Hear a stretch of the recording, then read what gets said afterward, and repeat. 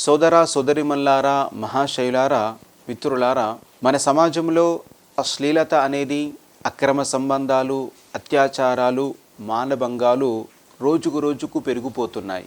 ఇలాంటి సందర్భాల్లో చాలామంది నిపుణులు, జ్ఞానులు స్త్రీల యొక్క దుస్తులపైన ఎప్పుడైతే చెబుతారో అప్పుడు చాలామంది అంటారు, దుస్తులు ఎవరికి ఇష్టం వచ్చినట్లు, ఎవరికి నచ్చినట్లు వాళ్ళు ధరిస్తారు, దుస్తులు చేసుకున్నంత మాత్రాన ఇవన్నీ ఆగుతాయా అని. అవును సోదర సోదరిమల్లారా, ఈరోజు ఇదే అంశం గురించి మనం చర్చించుకోబోతున్నాము.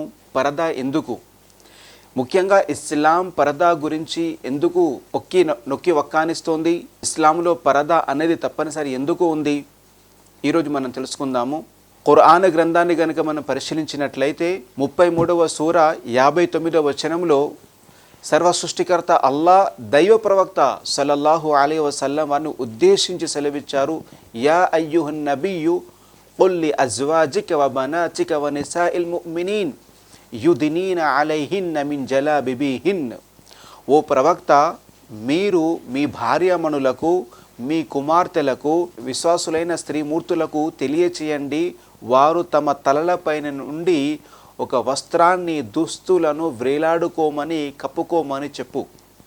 సోదర సోదరిమల్లారా, ఇదే సూరాలో సర్వ సృష్టికర్త అల్లా దైవ ప్రవక్త ద్వారా సర్వ మానవాలందరికీ ఇచ్చిన ఆజ్ఞ, ముఖ్యంగా విశ్వాసులకు, ముస్లింల స్త్రీమూర్తులకు ఇచ్చినటువంటి ఆజ్ఞ ఏంటంటే, వాళ్ళు తమ యొక్క తలలపై నుండి పూర్తి వస్త్రాన్ని వేలాడి తీసుకోమని, కప్పుకోమని చెప్పడం జరిగింది. అంటే ఇక్కడ అల్లాహ్ తాలా పరదా యొక్క ఆజ్ఞ ఇవ్వడం జరిగింది. ఇక్కడ ఇదే ఒక సూరాలో ఈ పరదా అనేది ఎందుకు మరి అనే విషయాన్ని కూడా చెప్పడం జరిగింది. ذَلِكَ أَدْنَىٰ أَن يُعْرَفْنَ فَلَا يُؤْذَيْنَ. ఎందుకంటే వీళ్ళు చాలా మర్యాదస్తులు అని తొందరగా గుర్తించబడటానికి, మరి వేధింపులకు గురి కాకుండా ఉండేందుకు. ఈ ఆయతులో 2 కారణాలు చెప్పడం జరిగింది. ఒకటి ఏంటంటే, పరదా ఎప్పుడైతే ధరిస్తారో, అంటే స్త్రీ ఎప్పుడైతే తన తలపై నుండి పూర్తిగా శరీరాన్ని కప్పు ఉంచుకుంటుందో అప్పుడు వాళ్ళు చాలా మర్యాదస్తులుగా మారిపోతారు. ఈ పరదా అనేది ఒక వస్త్రానికి, దుస్తులకు సంబంధించిందే కాదు, ఇది స్త్రీ మూర్తుల యొక్క రక్షణ, ఆత్మీయ గౌరవము, శీల యొక్క కవచం లాంటిది. మరియు దీనివల్ల మానసిక ప్రశాంతత కూడా ప్రాప్తమవుతుంది. అల్లాహ్ తాలా ఇచ్చిన ఆజ్ఞను ఎవరైతే శిరసా వహిస్తారో వారికి ఇవన్నీ కూడా ఉంటాయి. ఎప్పుడైతే పరదాలోకి స్త్రీ వస్తుందో అప్పుడు ఆమె పవిత్రురాలైపోతుంది.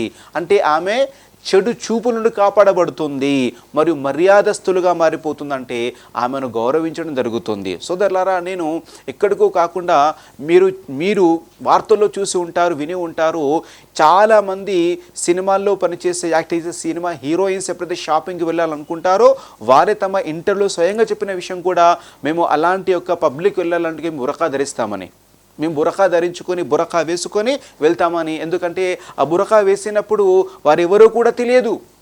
వారు చూడండి, బురకా వేయడం వల్ల స్త్రీ ఎలా గౌరవించబడుతుందో.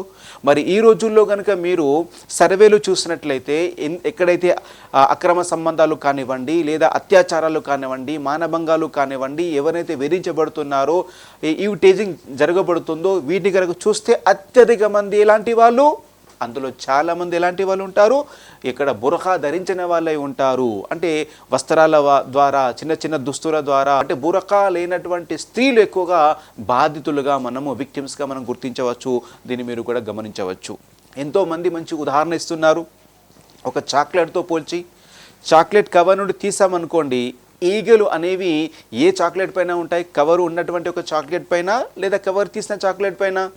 అదేవిధంగా ఒక అరటి తొక్కను తీసి పెట్టామనుకోండి, అరటి తొక్క ఏదైతే తీయబడి ఉందో అలాంటి ఒక పండు పైన, అరటి పండు పైన ఈగలు వాళ్తాయా, లేదా తొక్క ఉన్నటువంటి ఈగలు ఎక్కువ వాళ్తాయా? ఇలాంటివి మనము చూస్తూ ఉంటాము, వింటూ ఉంటాము. కానీ ప్రాక్టికల్ కూడా ఇదే విషయాన్ని అల్లాహ్ సుబ్హానహు చెప్పడం జరిగింది.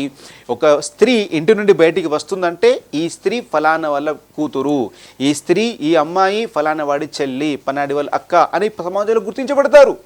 మరి దీని కారణం చేతనే ఆమె ఎప్పుడైతే కనబడుతుందో ఆమె ముఖము కానివ్వండి, శరీర అవయవాలు కానివ్వండి, దీనివల్ల ఏం చేస్తారు, చూసి చూసి మనిషి యొక్క మనస్సులో చెడు ఆలోచన కలుగుతుంది.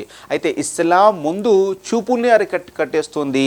కాబట్టి స్త్రీ మూర్తిని ముందుగా పరదాలోకి తీసుకురమ్మంటుంది. ఎందుకు సోదర సోదరిమల్లారా, ఇక్కడ రెండు ఆజ్ఞలు మనం ఇక్కడ గమనించవచ్చు. దైవ ప్రవక్త సల్లల్లాహు అలైహి వసల్లం గారు తెలియజేశారు, స్త్రీ మూర్తి అనేది పూర్తిగా పరదా. అంటే స్త్రీ మూర్తి ఒక విలువైనటువంటి ఒక వస్తువు, ఒక వజ్రం కంటే, ఒక ముత్యం కంటే కూడా చాలా విలువైంది. ఒక వజ్రాన్ని, ముత్యాన్ని, బంగారాన్ని మనం ఇలా దాచుకుంటామో అలాగే దాచుకోవలసినటువంటి ఒక గొప్ప వస్తువు స్త్రీ. దైవప్రవక్త సల్లల్లాహు అలైహి వసల్లం గారు అదే చెప్పడం జరిగింది. ఈమె చాలా విలువైనటువంటి ఒక స్త్రీ, గౌరవించదగినది, దాచుకోవలసిన వచ్చినట్టు ఒక వస్తువు, ఒక విలువైనటువంటి ఒక వస్తువు అని చెప్పడం జరిగింది. కాబట్టి అంతగా ఆమెను పరదాలో ఉంచమని చెప్పడం జరిగింది. పరదాలో ఉంచడం వల్ల ఏమవుతుంది, ఆమె ఎవరో తెలియదు ప్రజలకి. మరి పరద ఎప్పుడైతే వస్తుందో ఆమెను గౌరవిస్తారు, సమాజంలో ఒక గౌరవం ఉంటుంది, ఆమెకు అది ఒక రక్షణ కవచంలా ఉంటుంది. దానివల్ల వేధింపులకు గురి కానప్పుడు ఆమెకు ఎంత మానసిక ప్రశాంతత ఉంటుంది. బురకా లేనటువంటి ఒక స్త్రీ మీద చెడు చూపులు చూస్తున్నారు, కామెంట్ చేస్తున్నారు, ఈవిటింగ్ చేస్తున్నారు. మరి అదేవిధంగా పరదాలో ఉన్నటువంటి స్త్రీని వారు తాకడం లేదు, చూడడం లేదు. మరి ఇందులో చూడండి సోదర సోదరి మల్లారా, ఇవన్నీ కూడా మనం సమాజంలో చూస్తున్నాము. కాబట్టి ఇస్లాంలో పరదా అనేది ఎందుకోసం అంటే స్త్రీ యొక్క రక్షణ కొరకు, ఆమె ఆత్మీయ గౌరవం కొరకు ఒక రక్షక కవచంలాగా ఇస్లాం అనేది ఇవ్వడం జరిగింది. అల్హమ్దులిల్లా.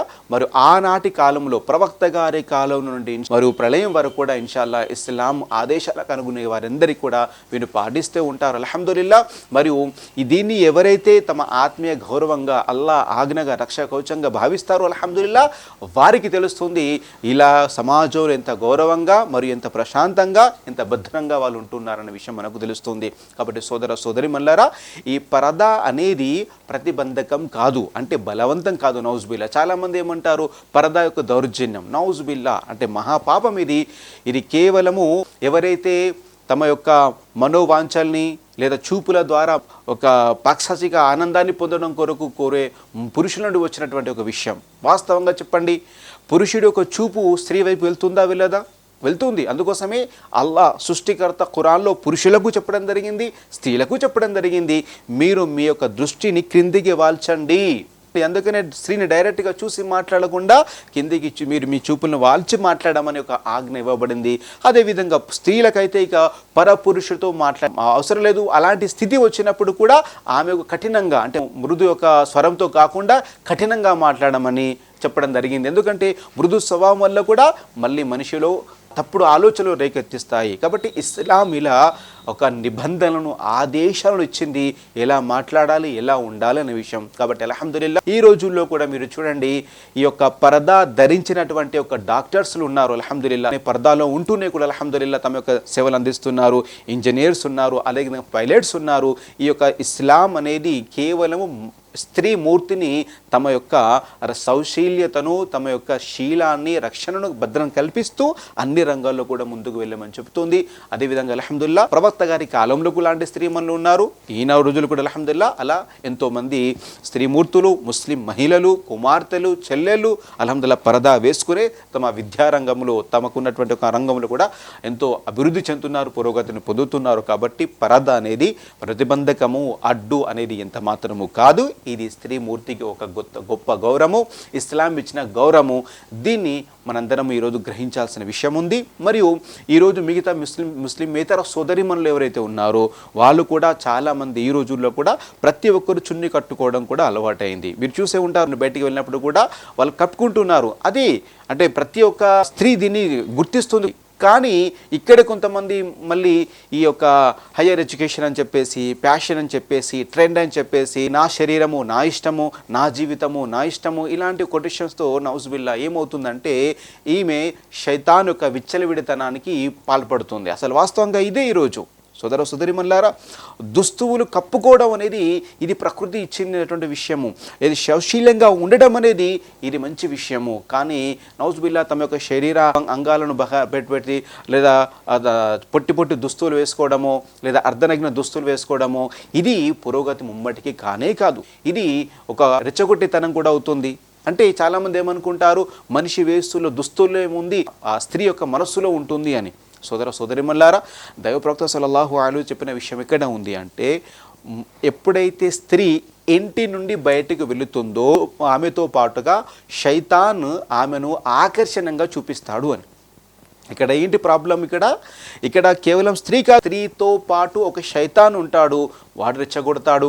అదేవిధంగా ఇక ఆకతాయి పిల్ల వాళ్ళు, సంస్కారహీనులు కొంతమంది ఉంటారో వాళ్ళతో పాటు శైతాన్ ఉంటాడు, వీళ్ళను రెచ్చగొట్టడం, ఆ స్త్రీని ఆకర్షణగా చూపించడం వల్ల ఇక్కడ తప్పులు జరిగిపోతూ ఉంటాయి. అందుకోసమే ఇస్లాం ఎంత కఠినంగా మనకు ఆదేశాలు ఇస్తుందో తెలుసా, ఒక పరపురుషుడు ఒక పర స్త్రీ వారిద్దరు కూడా ఒకే గదిలో ఉండకూడదు అని. ఆలోచించండి, ఒక పరపురుషుడు ఒక పర స్త్రీ ఇద్దరు కూడా ఒకరి రూములో ఒకే మీటింగ్లో విడిగా వారు ఏకాంతంలో ఉండకూడదు అని. ఎందుకోసం, అక్కడ మూడోవాడు శైతాన్ ఉంటాడు. ఆ శైతాన్ అనేవాడు వీరిద్దరి మధ్యలో ఏం రెచ్చగొడతాడో కూడా తెలియదు.